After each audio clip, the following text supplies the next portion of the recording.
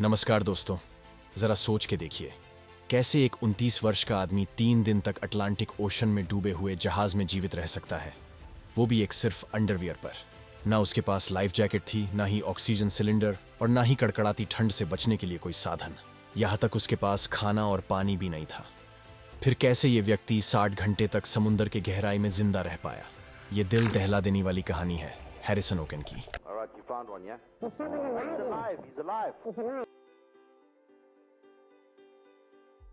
साल 2013, 26 मई, रात के तकरीबन 1 बजे नाइजीरिया तट से एक जैक्सन 4 नाम की टग बोट 12 क्रू मेंबर्स के साथ निकलती है, जिसका मिशन होता है 32 किलोमीटर दूर अटलांटिक ओशन में खड़ी ऑयल टैंकर शिप की मदद करना।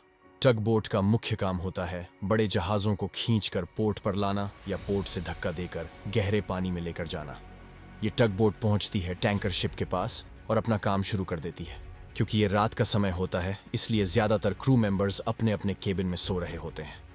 इस टग बोट में हैरिसन ओकेन नाम का एक कुक भी है, जिसका काम बाकी क्रू मेंबर्स के लिए खाना बनाना है। अभी सुबह के तकरीबन 5 बज रहे होते हैं और रोज की तरह हैरिसन सबसे जल्दी उठ जाता है, क्योंकि बाकी लोगों के लिए नाश्ते की तैयारी करनी होती है। जिस समय वो बाथरूम में रहता है, उसी समय समुद्र में भारी तूफान उठता है। तूफान का इम्पैक्ट इतना ज्यादा होता है कि टैंकर शिप खींचने के लिए जो कड़ी लगाई गई थी, वो टूटकर बोट पलट जाती है। हैरिसन बाथरूम में ही गिर जाता है और उसे भारी चोट लग जाती है। बोट में पावर फेलियर के कारण चारों तरफ गहरा अंधेरा छा जाता है। हैरिसन बाथरूम का दरवाजा खोलने की कोशिश करता है, पर पानी का दबाव इतना ज्यादा होता है कि बहुत कोशिशों के बाद फाइनली किसी तरह वो दरवाजा खोलने में सफल होता है। चारों तरफ अंधेरा होने के कारण उसे पता ही नहीं चलता कि वो किस डायरेक्शन में जा रहा है। जैसे ही वो आगे बढ़ता है, बोट का एग्जिट गेट मिलता है, जहां 2 क्रू मेंबर्स उसे खोलने की कोशिश कर रहे होते हैं, पर पानी के दबाव की वजह से ये पॉसिबल नहीं हो पाता। हैरिसन दूसरी तरफ जाने की कोशिश करता है, पर उसे बोट के सभी केबिन अंदर से लॉक मिलते हैं। इस रीजन में समुद्र लुटेरों का खतरा रहता है, इसीलिए इनसे बचने के लिए बोट के सब केबिन अंदर से लॉक किए जाते हैं। इस बोट के भी ज्यादातर केबिन अंदर से बंद किए गए थे। एक तरफ हैरिसन बोट से बाहर निकलने की कोशिश कर रहा था, वहीं दूसरी तरफ केबिन लॉक होने के कारण ज्यादातर क्रू मेंबर्स केबिन में ही फंसे हुए थे। 1 से 2 मिनट के अंदर ही बोट समुद्र की गहराई में समा जाती है। समुद्र की जिस इलाके में बोट पलटी थी, वहां समुद्र की गहराई तकरीबन 100 फीट थी, मतलब 8 मंजिल इमारत जितनी। पानी का बहाव हैरिसन को एक दूसरे बाथरूम में बहाकर लेकर जाता है, जहां उसे एक एयर पॉकेट मिलता है। इस एयर पॉकेट में वो थोड़ी देर के लिए रुकने की सोचता है। एयर पॉकेट एक एयर बबल की तरह होता है, जहां हवा फंस जाती है। जब एयर बाहर निकलने की कोशिश करती है और पानी अंदर आने की, तब एयर और पानी का प्रेशर इक्वल होने की वजह से एयर बाहर निकल नहीं पाती, जिसके कारण एक बबल जैसा एरिया क्रिएट होता है। यहां उसे दूसरे क्रू मेंबर्स के रोने और चिल्लाने की आवाज आ रही होती है। हैरिसन सब देख के बहुत घबरा जाता है। वो सोचने लगता है कि बाहर जाने के लिए किसी ना किसी तरह मेन गेट खोलना ही पड़ेगा, नहीं तो सब मारे जाएंगे। यही सोच के दोबारा वो बाथरूम के बाहर जाने की कोशिश करता है। इसी कोशिश के बीच बाथरूम के दरवाजे का हैंडल भी टूट जाता है। हैरिसन के लिए मुसीबतें बढ़ते जा रही थी। इस दौरान बाकी क्रू मेंबर्स की आवाजें आना बंद हो जाती हैं। उसे लगता है कि वह सभी बचकर निकल गए और वो अकेला इस डूबे हुए बोट में फंस गया, पर असलियत में सभी क्रू मेंबर्स की मौत हो जाती है। तभी उसे एक वेंट दिखाई देता है जो स्टील का बना होता है। वो इसी वेंट को तोड़कर स्टील रॉड निकालता है और फाइनली स्टील रॉड की मदद से वो बाथरूम का दरवाजा खोलने में कामयाब हो जाता है।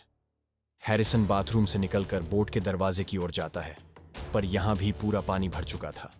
अब हैरिसन ज्यादा देर तक वहां रुक नहीं सकता था, क्योंकि देर तक पानी में सांस रोकना नामुमकिन था। हैरिसन फिर से बाथरूम के एयर पॉकेट में जाता है।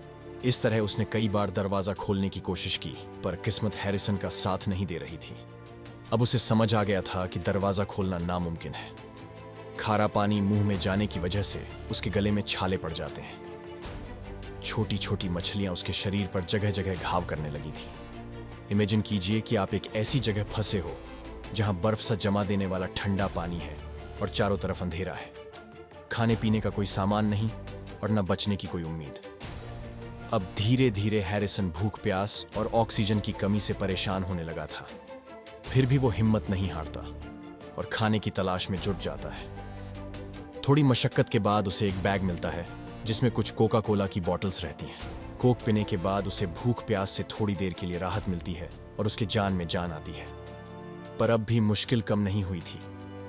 बहुत देर ठंडे पानी में रहने की वजह से उसके शरीर का तापमान तेजी से घट रहा था, जिसके कारण हाइपोथर्मिया का खतरा भी बढ़ रहा था।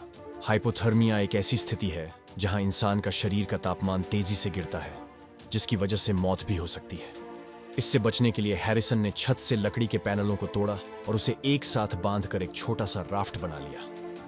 वो अब राफ्ट पर बैठकर ठंडे पानी से बच सकता है और बाहर निकलने का रास्ता सोच सकता है। इसी बीच हैरिसन को एक आवाज आती है। ये आवाज होती है शार्क की। उसने शार्क को देखा तो नहीं, पर उसे यकीन था कि शार्क उसके आसपास ही थी। हैरिसन का डर अभी बढ़ने लगा था और धीरे धीरे वो हिम्मत भी हारने लगा था। हैरिसन जो एयर पॉकेट में था वो तकरीबन 4 फीट की थी। अनुमान के हिसाब से इसमें इतना ऑक्सीजन होता है जिससे एक आदमी तकरीबन 65 से 70 घंटे जीवित रह सकता है। बोट पलटने को अभी तकरीबन 60 घंटे हो चुके थे। हैरिसन के पास अभी कुछ ही घंटे बचे थे। एयर पॉकेट में भी पानी धीरे धीरे बढ़ रहा था और साथ ही साथ ऑक्सीजन का लेवल भी कम हो रहा था। हम जब सांस लेते हैं तो ऑक्सीजन इनहेल करते हैं और कार्बन डाइऑक्साइड एक्सहेल करते हैं। हैरिसन जो कार्बन डाइऑक्साइड एक्सहेल कर रहा था उसकी मात्रा बढ़ रही थी, जिसका मतलब हवा में जहर बढ़ रहा था। वो अपनी मौत के इंतजार में बैठा था। उसे बचने की कोई उम्मीद नजर नहीं आ रही थी। जब उसको कोई रास्ता नजर नहीं आ रहा था तभी उसको और एक आवाज सुनाई देती है और कुछ लाइटें दिखाई देती हैं। ये आवाज होती है बचाओ दल की, जिसमें कुछ डाइवर्स होते हैं जो बोट में से लाशें निकालने आए थे। उन्हें कोई अंदाजा नहीं था कि बोट में उन्हें कोई जीवित इंसान भी मिलेगा। हैरिसन को कुछ पता नहीं था कि वो कितने घंटों और दिनों तक वो अंधेरे में बैठा था। इतने दिनों बाद उसे कोई रोशनी दिखाई दी थी। वो आवाज करने के लिए बोट को ठोकने लगता है ताकि कोई उसे सुने, पर डाइवर उसे सुन नहीं पाते। वो खुद पानी के अंदर जाकर देखता है कि रोशनी कहां से आ रही है। तभी उसे डाइवर दिखाई देता है। आप फुटेज में देख सकते हैं हैरिसन अपना हाथ आगे कर रहा है ताकि डाइवर उस तक पहुंच पाए। हैरिसन का ऑक्सीजन लेवल नॉर्मल करने के लिए डाइवर ने तुरंत ऑक्सीजन मास्क पहनाया, पर उसे सीधा समुंदर के बाहर नहीं निकाला गया। समुंदर के अंदर का प्रेशर बाहर के प्रेशर से काफी ज्यादा होता है। हैरिसन के बॉडी पर 60 घंटों तक समुंदर का प्रेशर था। अगर उसे बिना किसी इक्विपमेंट के बाहर निकालने की कोशिश करते तो प्रेशर में बदलाव होने के कारण उसका हार्ट फेल हो सकता था। इसलिए उसे डाइविंग बेल का इस्तेमाल करके निकाला गया। डाइविंग बेल एक कंटेनर होता है जिसमें एयर प्रेशर मैन्युअली चेंज कर सकते हैं। इस डाइविंग बेल का प्रेशर समुंदर के प्रेशर के बराबर रखा गया था। बाहर निकलने के बाद हैरिसन को कंप्रेशन चैम्बर में रखा गया था। इस चैम्बर का प्रेशर धीरे धीरे कम किया गया ताकि उसकी बॉडी बाहर के प्रेशर के आदी हो सके। और फाइनली 2 दिन बाद हैरिसन अपने घर जा पाया। यह हादसा होने के बाद कई महीनों तक हैरिसन को बुरे सपने आते रहे। 60 घंटे तक बिना कोई इक्विपमेंट समुंदर के अंदर रहने वाला और जीवित लौटने वाला हैरिसन पहला व्यक्ति है और शायद आखिरी भी। तो दोस्तों, ये थी हैरिसन ओकेन की कहानी, जो 3 दिनों तक समुंदर के गहराई में डटे रहा। ये कहानी थी उम्मीद, साहस, जो हर किसी को प्रेरित करती है कि जिंदगी में कभी हार नहीं मानना चाहिए। मिलते हैं अगले वीडियो में। धन्यवाद।